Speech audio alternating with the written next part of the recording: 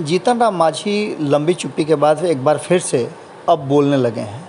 एक बार फिर से उन्होंने जो बातें कही हैं वो बातें निश्चित रूप से गठबंधन से अलग बातें हैं। एक तरफ जहां वो नीतीश कुमार के यहाँ जिस तरह की सुशासन की बात चल रही है और जिस तरह से एक आईएएस अधिकारी ने एफआईआर दर्ज करने को लेकर के पूरा मामला सामने आया, उस पर जीतन राम मांझी की प्रतिक्रिया आई। उन्होंने सरकार पर निशाना साधा कि जब आईएएस अधिकारी का एफआईआर दर्ज नहीं होता है तो आम आदमी की क्या स्थिति होगी। शराबबंदी पर भी उन्होंने सवाल खड़े किए थे। इतना ही नहीं, महंगाई को लेकर के जहां आरजेडी प्रदर्शन कर रही है, वहीं महंगाई पर केंद्र सरकार को घेरने में भी जीतन राम मांझी पीछे नहीं है। इन सारी बातों के बीच लगातार जीतन राम मांझी की बैठकों का दौर भी जारी है।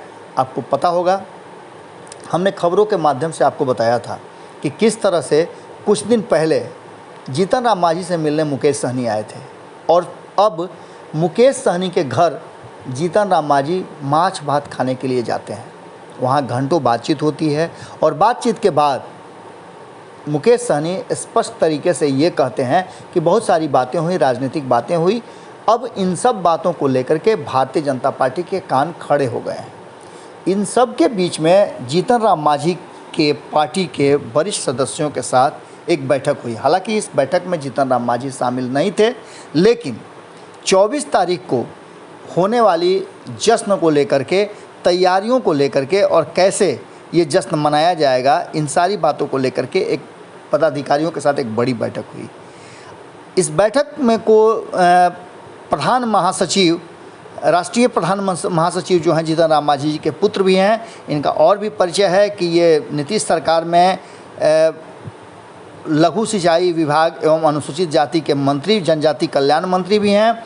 संतोष कुमार सुमन, आपको पता है कि संतोष कुमार सुमन हाल ही में भारतीय जनता पार्टी के तरफ से कहा जा रहा था कि गए तो थे वो पश्चिम बंगाल में अपनी पार्टी को लेकर के, लेकिन भारतीय जनता पार्टी को लेकर के उन्होंने कई ऐसी बातें की। भारतीय जनता पार्टी के नेताओं से भी मुलाकात की और उनका राज्यपाल से भी मिलने का कार्यक्रम था।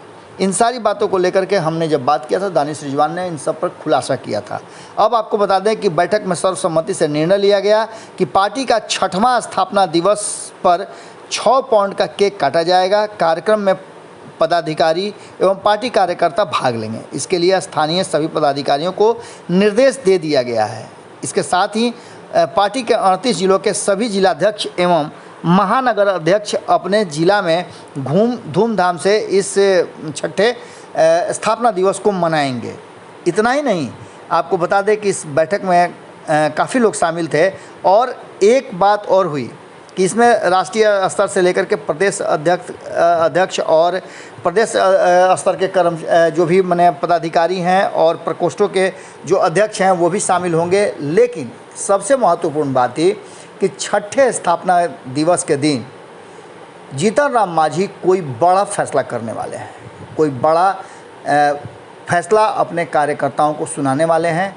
क्या कुछ होगा ये तो वक्त बताएगा। 24 तारीख का आप भी इंतज़ार कीजिए, हम भी इंतज़ार कर रहे हैं। लेकिन जीतन राम मांझी के बयानों को लेकर के जिस तरह से भारतीय जनता पार्टी के तरफ से तल्ख टिप्पणियाँ आ रही हैं, उसे सुनकर देख करके तो ऐसा लगता है कि सिखावल बुद्धि अढ़ाई घड़ी जो होता है, बिल्कुल उसी तरह से जीतन राम मांझी दिल्ली गए, बातचीत होती है और लौटते हैं तो उनके सुर बदले हुए हैं, लेकिन अचानक से फिर उनके सुर बदल गए हैं और इस बार नीतीश कुमार और भारतीय जनता पार्टी दोनों उनके टारगेट पर है। कहीं ऐसा तो नहीं कि जीतन राम मांझी ने फैसला ले लिया हो भीतर ही भीतर, जिसकी 24 तारीख को घोषणा करेंगे। जुड़े रहिएगा भारत लाइव के साथ, खबरें अभी और भी हैं। धन्यवाद। अगर ये वीडियो पसंद आई और वह बिहार के राजनीति और बिहारियत से सरोकार रखेनी तो सब्सक्राइब बटन दबा के चैनल के सब्सक्राइब कर ली। ओजे एगो घंटी बा, ओकरा बटन दबा देला से कुल सटीक और मारक खबर रुआ मुफ्त में मिल जाई। अगर रुआ पत्रकारिता के हमनी के नया प्रयोग में सहयोग कर चाहतानी तो ज्वाइन बटन दबा दी। पेटीएम नंबर नोट कर ली 9386816700। धन्यवाद।